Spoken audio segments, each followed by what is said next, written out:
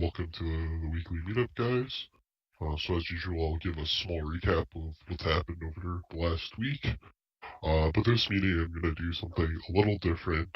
Rather than a segment about what's upcoming, I actually have two sort of, let's call them talks that I kind of want to go over on two topics. And so hopefully Lutz will be able to cut these talks from the meeting this week and sort of put them into their own separate videos on YouTube so that they can be easily distributed, especially when people have questions about the project, because I feel like it addresses two of the main concerns, I think, and two of the very frequent questions that come up in regards to the project.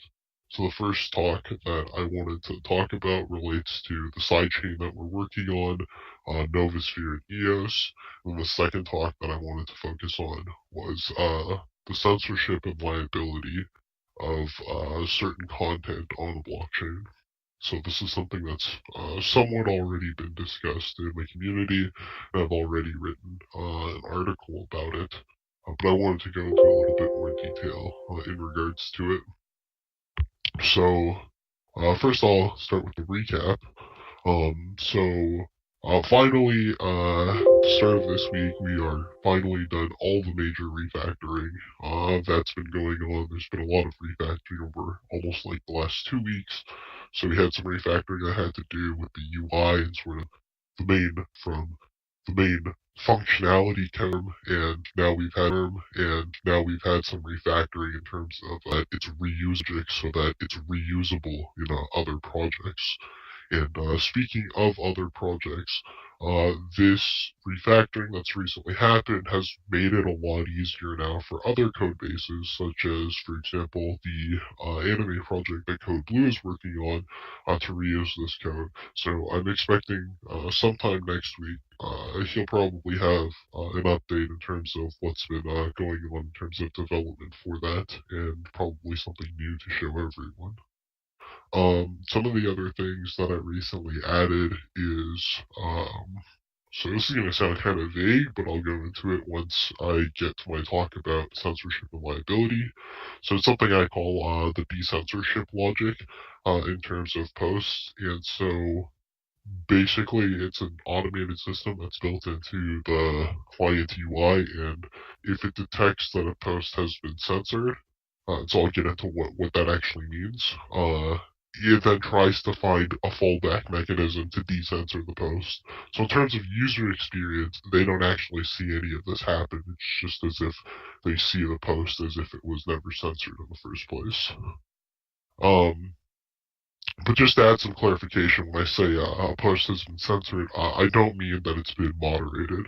So those are two different things. Because obviously, if it was moderated, well, it's very easy to just opt out of that given moderation setting. Another big change that's recently happened in the last week is we've now enabled it so that anonymous users can post on any sub. This is a pretty big change because previously anonymous users were quarantined to only posting in anonymous subs. And the reason we had done that was due to spam control. And now that we actually have a way of dealing with this, because we have anonymous identities, it's fine if anonymous users post in any sub. And over the coming days/weeks, we'll see some more expansions in terms of anonymous identities, especially in terms of moderator functionality to deal with that. And we want to make anonymous identities feel less like a second-class citizen in terms of having an actual EOS account. So ideally, we want people, even without an EOS account or any knowledge of crypto, to be able to use the platform in such a way where the learning curve isn't extremely difficult. They don't have to buy or obtain anything to get started. And lastly, the last thing I wanted to cover in the recap is we have gotten rid of the limit in terms of post size. So before, the post size was artificially limited to 10 kilobytes of content, so roughly around 10k characters. Now the way we did this was if you have any hashtags past 10k characters, they actually won't show up, for example, in a search. So ideally, but I figure in most cases, if your post is over 10k, it's usually in the case of transcribing, for example, an article onto the blockchain or something like that.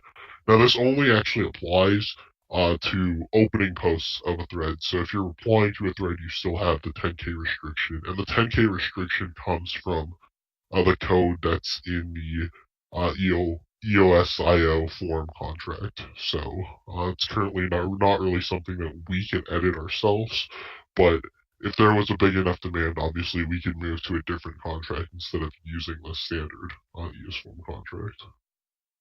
So with that, I'm gonna get into the first talk that I wanted to talk about. So I wanted to talk about sidechains, Novusphere, and EOS, and sort of explain the sidechain that we're working on. So I guess what I'll start with is the sidechain that we're working on.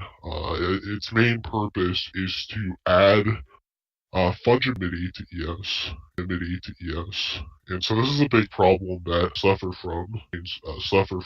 So to give you an obvious example, so we're seeing a big rise in staking, which is really awesome, blockchain, which is really awesome because that means that people are able to send money to other people in a peer-to-peer fashion. And when I say money, I mean already see that's already familiar to people, even if with blockchain.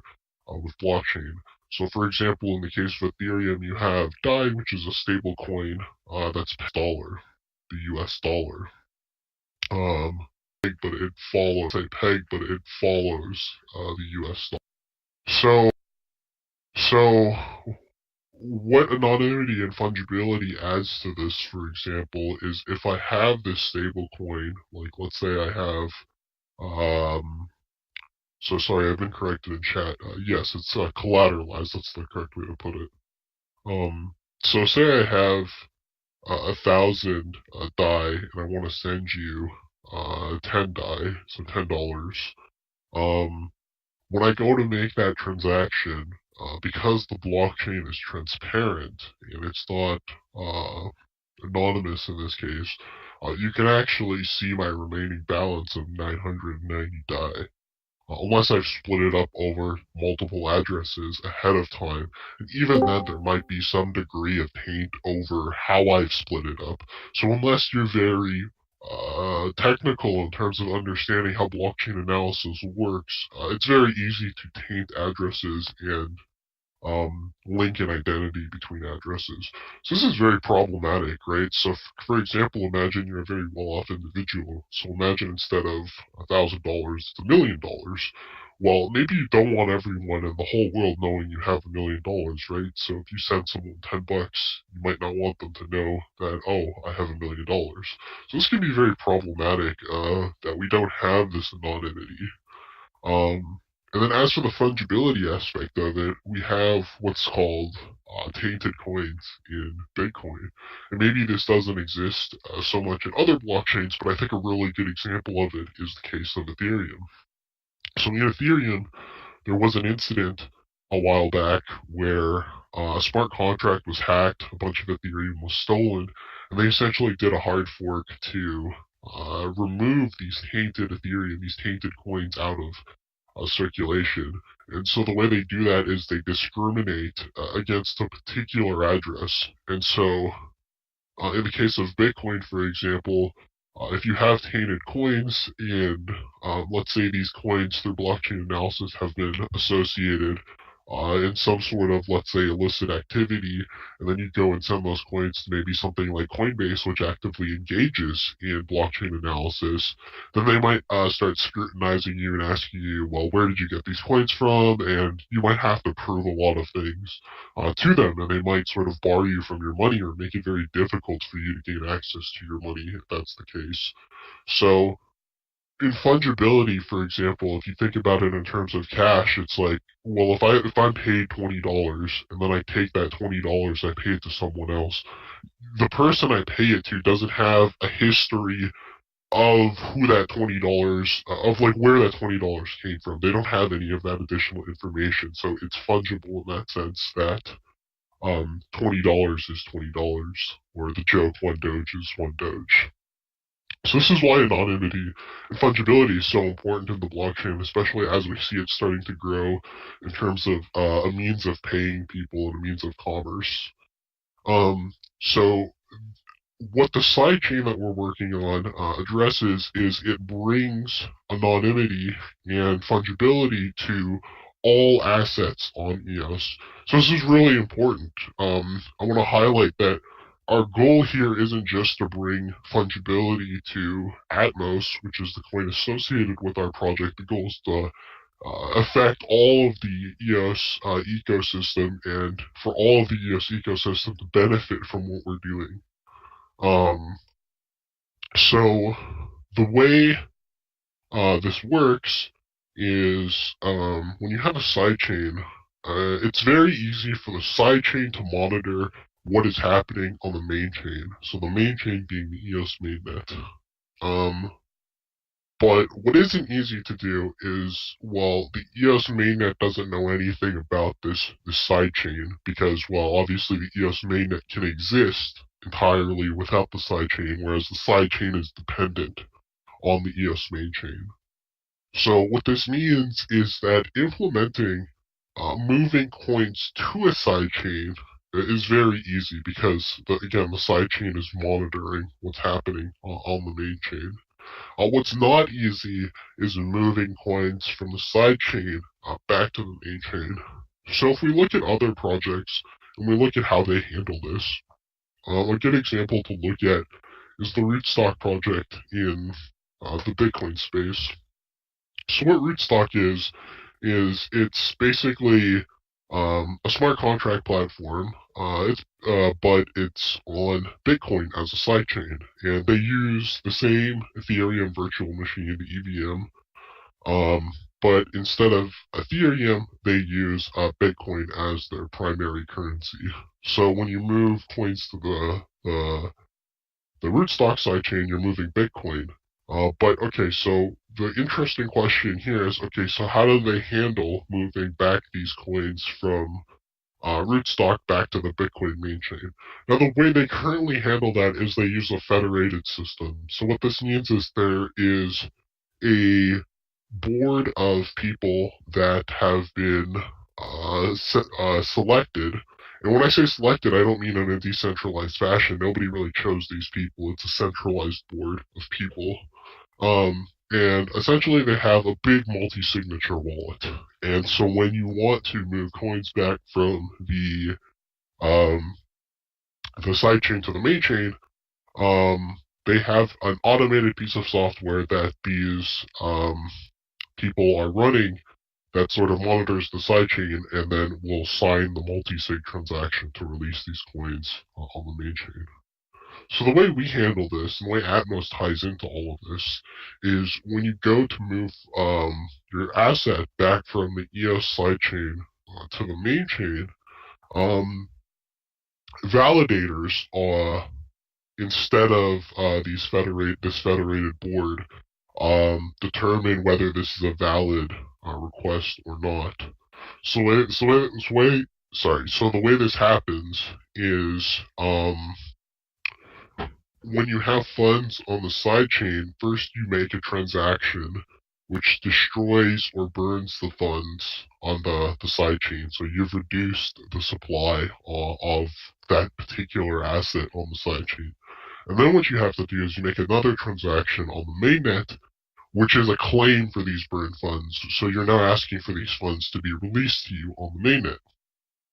Now, the validators, which are people that are staking Atmos to be allowed to be a validator, just like in our case of our federated board, the validators run a piece of software which validates the integrity of the sidechain for fraud, and they can then automatically vote on whether to release these funds from the contract or not.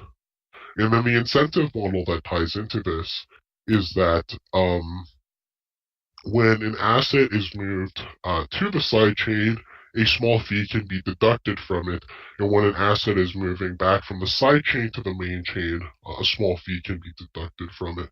So you can have a fee that goes both ways, and this doesn't need to be a centrally planned fee. It could even be a fee that's dynamically set by the system, which the validators choose themselves. Another thing that's important is validators can also choose what assets are allowed to move to um, the sidechain. So, for example, validators might not want some no-name token to move to the sidechain because, after all, that no-name token is what's going to be paid to them as a fee in this case. And there could be various systems in place as to how a token is listed on the sidechain in terms of being eligible to move to the sidechain. So, for example, one method could be that validators have to vote on whether something should be allowed to be able to move to the sidechain. Another system could be that that token or particular project needs to have a certain number of Atmos staked or burned or something along those lines to be able to list that asset on the sidechain. So there's a number of different ways that this can be gone about, and we really haven't set in stone a particular way that this is going to be done, and we can experiment with different ways as we approach the testnet phase of the sidechain. So there's a bunch of different ways that we can go about this, and we can discuss as a community what the best way is. Now, one of the most important things that how I see this sidechain being used is once there is more reliable and popular stablecoins on EOS. So at this current point in time, we've seen a lot of the stablecoins in the ecosystem being more focused at this point in time on Ethereum. But what I would point out is the guys who built DAI, which I currently believe is the best stablecoin available, particularly because this is a stablecoin that is collateralized and you don't have to trust a central party to hold together this one-to-one peg against a US dollar in a reserve. These guys really borrowed heavily from the BitShares methodology of how to do collateralization in terms of assets and pegs. And so this was really something that was a big part of Gan's projects in the past. So I think stablecoins will definitely come to EOS in the very near future, especially with a lot of the things that are being worked on currently for EOS.